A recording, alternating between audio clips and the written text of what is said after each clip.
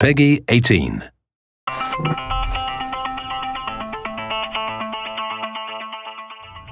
Welcome to the UAC.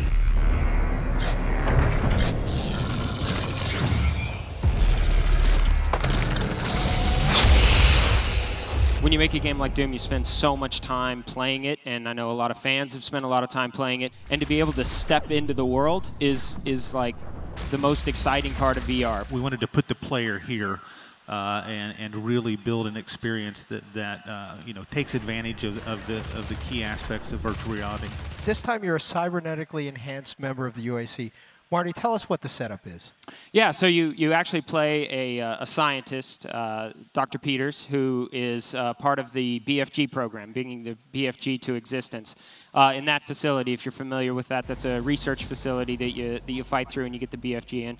So the game starts there, and you're being killed as Dr. Peters, and have your consciousness transferred to kind of their backup computer system, and through the course of the game you get to transfer that consciousness to different kind of computer systems and technical vehicles. Most of the game is still about combat. We love combat. That's what Doom's all about. So you get to inhabit kind of this badass security robot that has all the guns and all the kind of killing power that you would hope a Doom game lets you wield. We wanted to specifically take advantage of some of the opportunities that you have in VR. Being the Doom Marine and the Doom Slayer is such a focused experience. The Doom Slayer, he doesn't fix stuff. He doesn't play an engineer. He doesn't pick locks. He doesn't hack things. But those are things that we thought were really cool opportunities for VR, and we wanted to do something different with VR.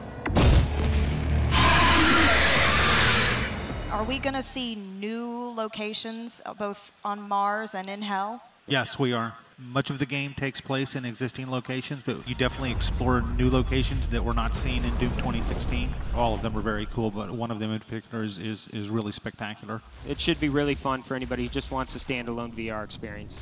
Doom itself is blisteringly fast. I mean, that's one of the core things about Doom. What are the challenges of bringing that kind of speed and that kind of intense, non-stop action to VR? Primary mechanism is teleportation. We also have what we're calling a dash, which is basically cardinal movement on the pad.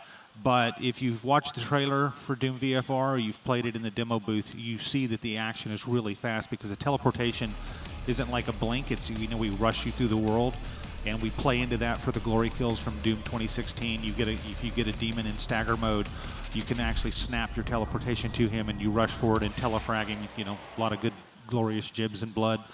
So it's every bit as fast. It's just different types of movement, but we're really architecting the gameplay to take advantage of that. Yeah, anybody who's played Doom knows that you got to get behind a pinky and shoot him in the butt to kill him. And doing that in VR is great because you can actually teleport right behind him or dash around the back of him and shoot him, same with the shield guys that hold up the shield. So you just get a different tactic, but it's still just as fast-paced. What are some of the challenges that you're now facing in bringing games in general to VR? The number one problem I think people face is frame rate, because you need 90 hertz to really make a smooth experience. You know, luckily for us, id Tech is really well suited for that. It's frame rate. We have an uncompromising view on graphical quality. We're not going to compromise the look for VR. So there's a lot of work that goes into that. A lot of R&D into, again, movement and just general gameplay type things, and how technology kind of touches the whole experience. It's really fast-paced. I really encourage anybody, you know, who wants a fast-paced combat experience. They really need to look at Doom. It's going to be different than a lot of the stuff they play in VR. Everybody at id is just thrilled to be bringing Doom to VR.